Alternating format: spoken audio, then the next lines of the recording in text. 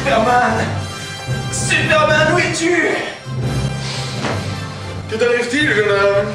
Superman, un nouveau super vilain est arrivé en ville. Il faut que tu me sauves. Quoi? Encore un nouveau super vilain? Quel est son blaze, petite salope? Je sens une présence. Je suis Maurice la vilaine et tu vas tâter de ma cuillère.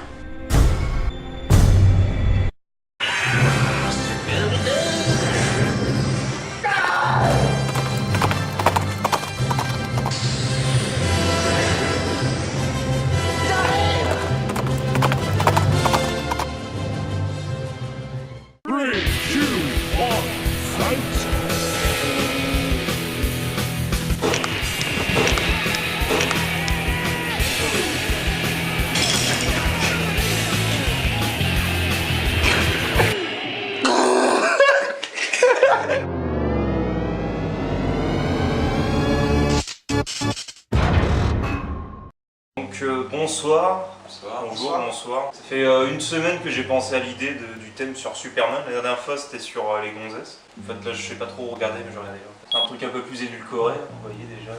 Il est à l'effigie du personnage. Là on a mis des petits accessoires. Accessoires. On va essayer de répondre à 5 questions. On verra hein, si... Voilà. Donc Superman, fan ou pas fan? Fan. Pourquoi? Moi, je suis fan parce que ça fait partie de mon enfance. Parce que c'est un super héros que je trouve stylé. Donc fan. Moi je kiffe, mais je suis pas fan. Ce que je trouve, C'est-à-dire bah, j'aime bien, mais je suis pas fan de l'acheter des t-shirts ou... Ouais, ça me rappelle l'enfance, oui, c'est clair, tout ça. Mais je suis pas...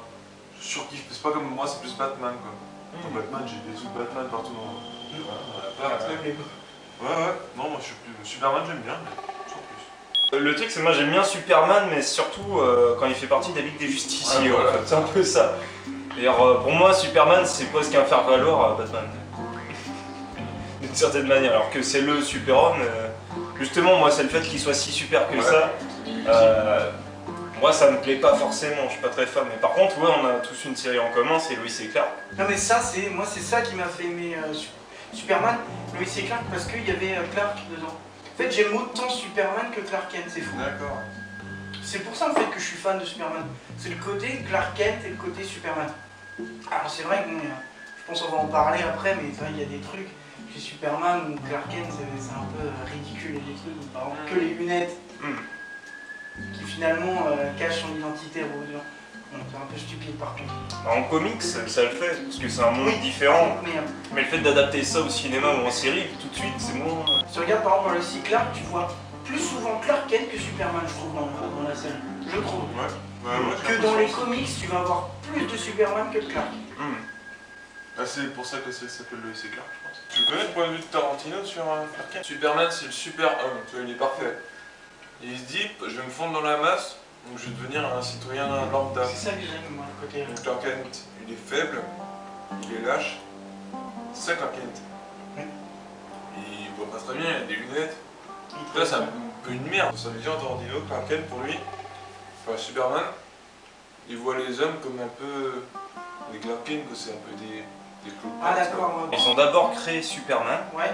Ensuite, ils l'ont écrit dans un fanzine. Et ils filaient ça à leurs potes, je crois, j'imagine. Voilà. C'est-à-dire, c'était des étudiants et ils ont écrit Superman, la BD. C'est-à-dire, Superman, à l'époque, c'est ça qui est intéressant, à la base, Superman, c'est un terrien. C'est un être humain comme n'importe qui, sauf que lui, il a des super pouvoirs. Et il va aider la veuve et l'orphelin. Et ça, c'est vraiment les prémices de Superman. Après, ils ont changé de personnage quand ils ont signé avec des comics, je sais plus le nom. Ils ont changé le personnage, puis après ils sont revenus sur l'idée de Superman, mais par contre avec l'idée qui vient de Krypton et toute l'histoire qu'on connaît maintenant.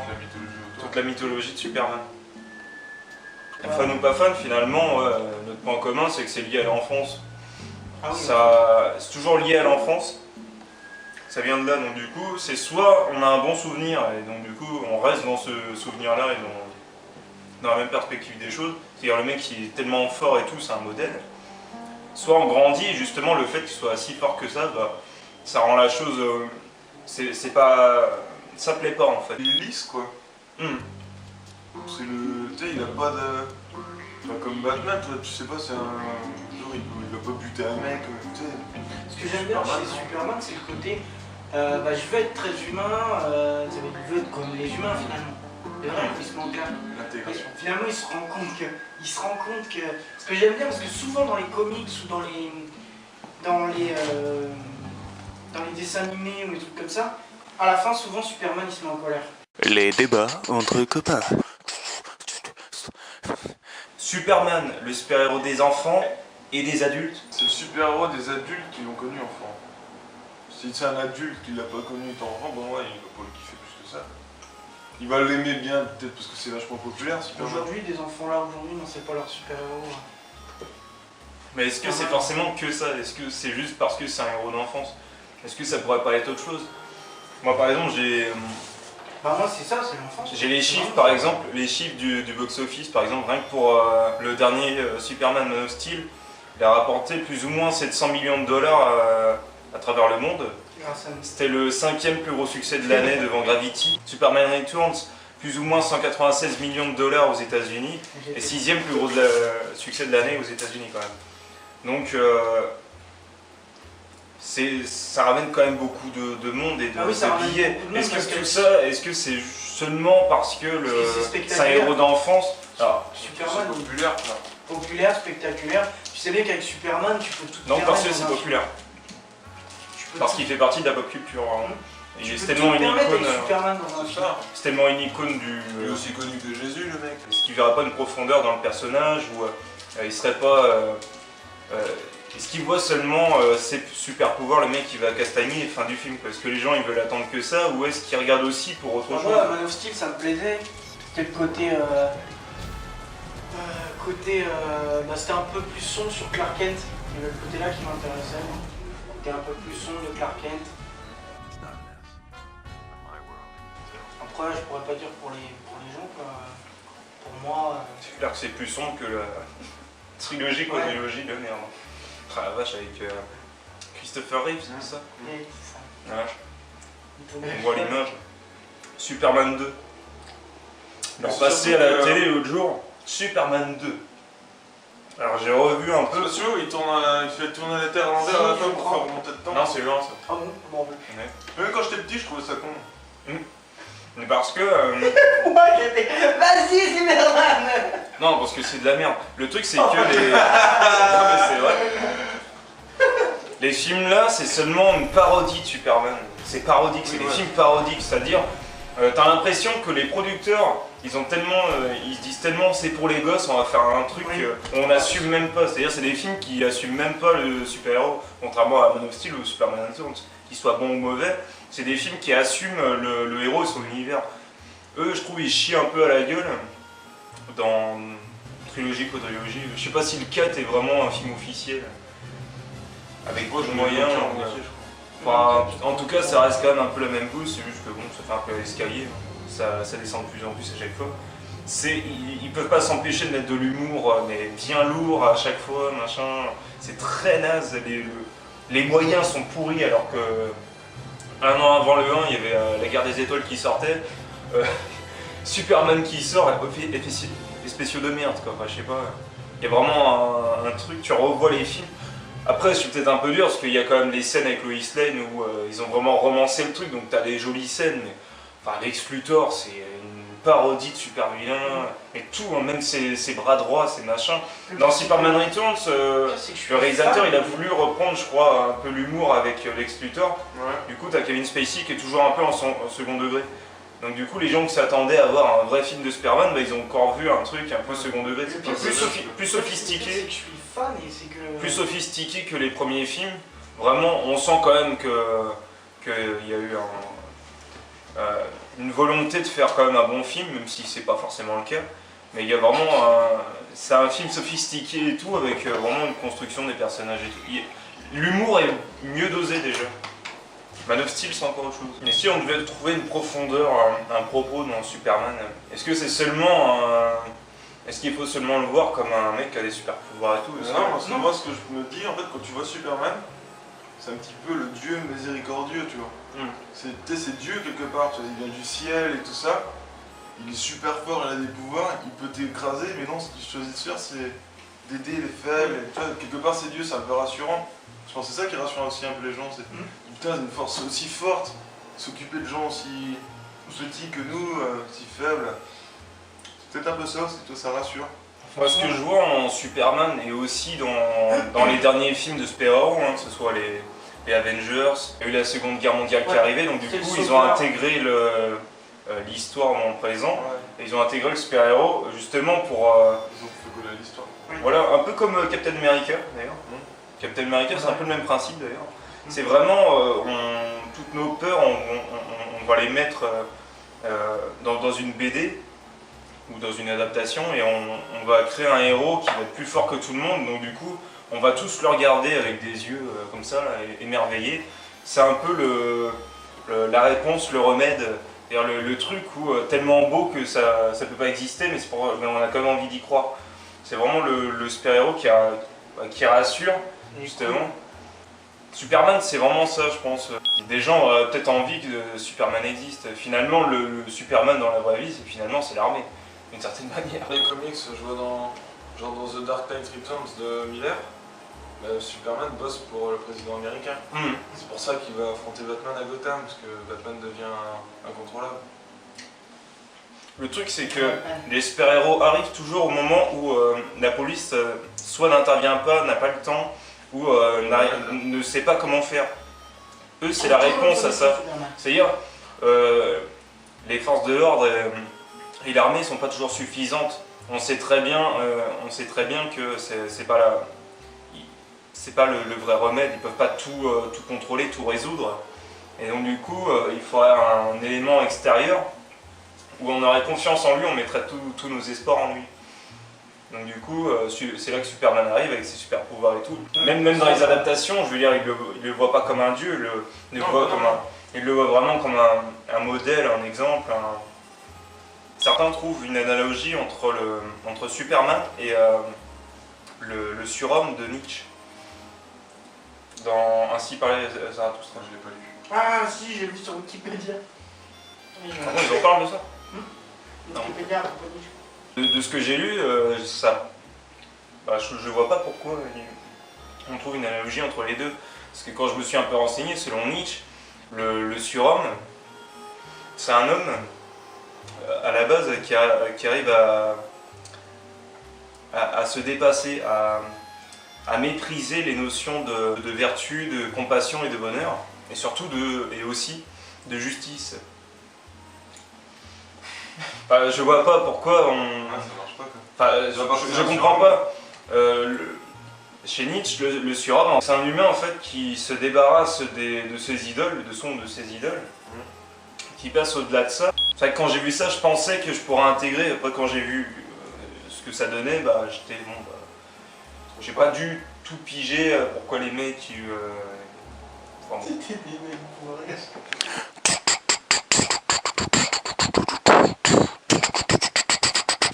Les débats entre copains.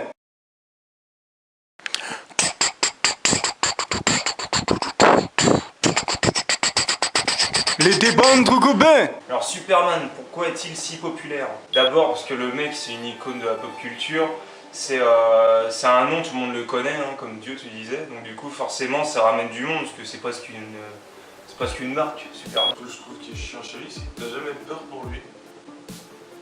T'as jamais peur qu'il crée Superman? Jamais. Pourtant, Oui d'accord, mais parce que les ventes... C'est pour ça qu'ils ont intégré la kryptonite d'ailleurs. pourquoi il est populaire, c'est vraiment parce que c'est pour moi le super-héros le plus connu. Il y a Batman aussi, mais c'est le super-héros ultime, on va dire. Il y a beaucoup d'éléments liés à la mythologie qu'on peut retrouver dans l'univers de Superman.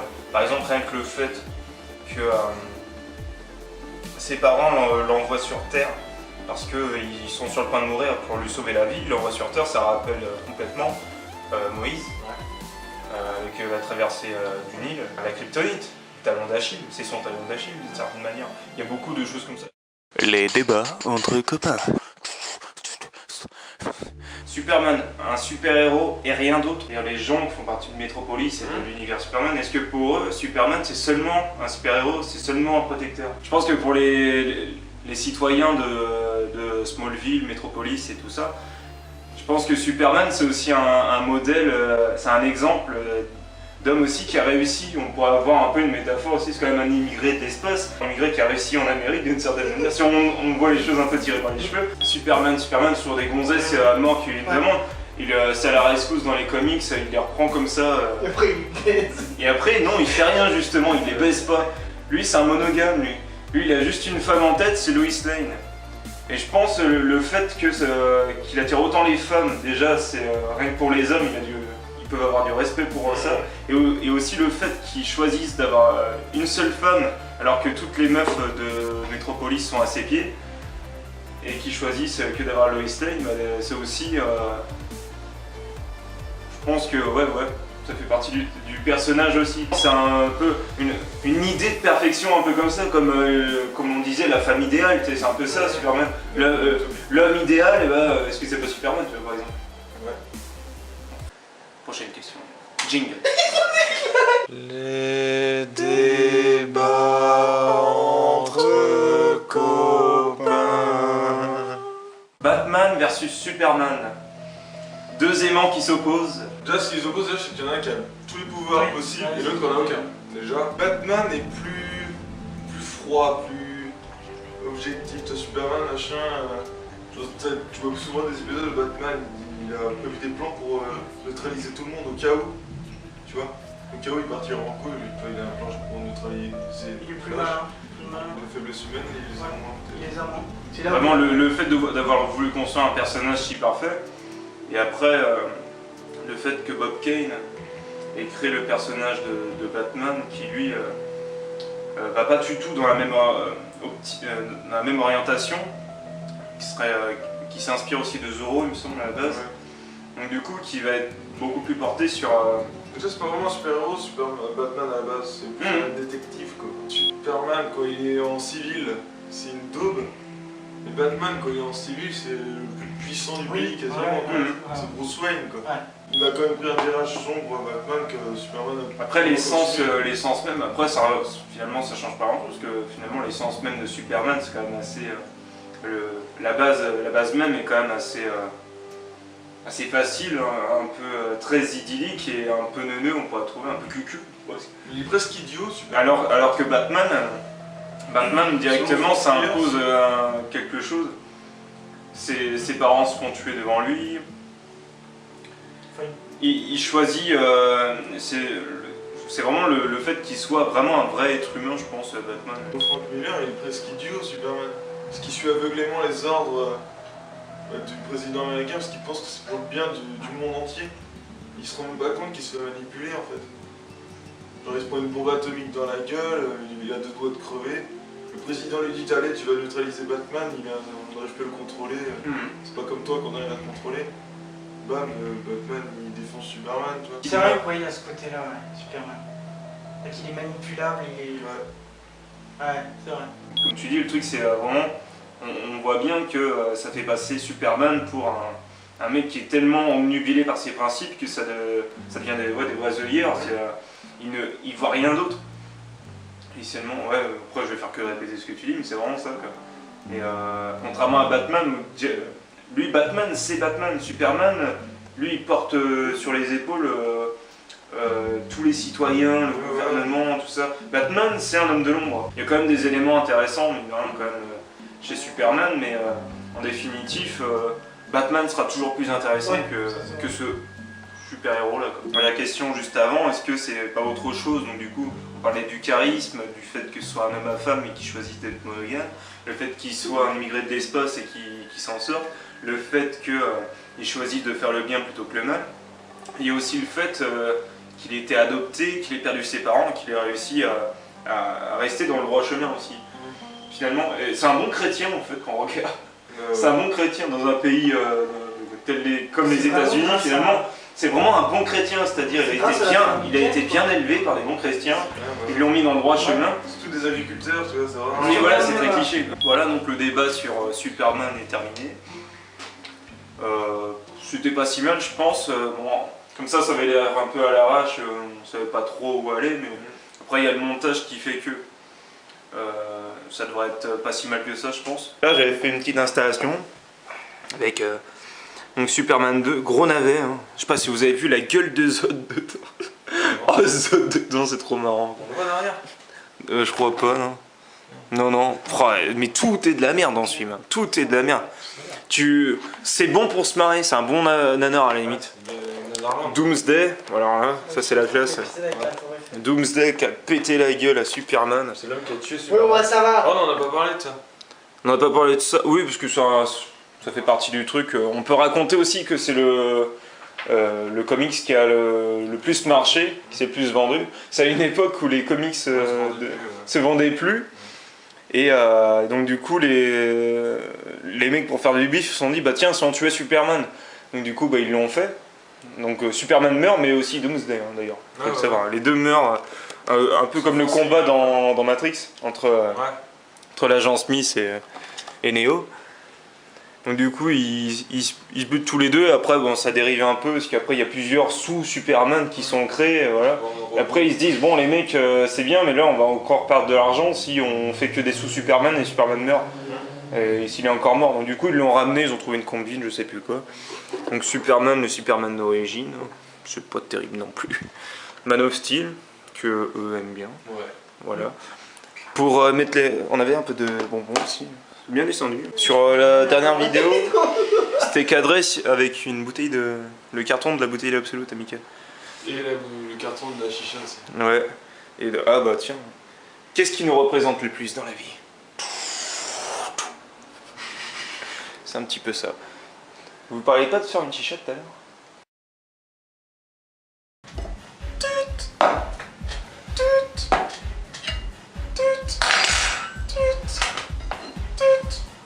Ça fait combien? 30 € c'est les passes s'il vous plaît. Ouais. Au revoir Martin. Allez, au revoir. Bonjour monsieur. Bonjour mademoiselle.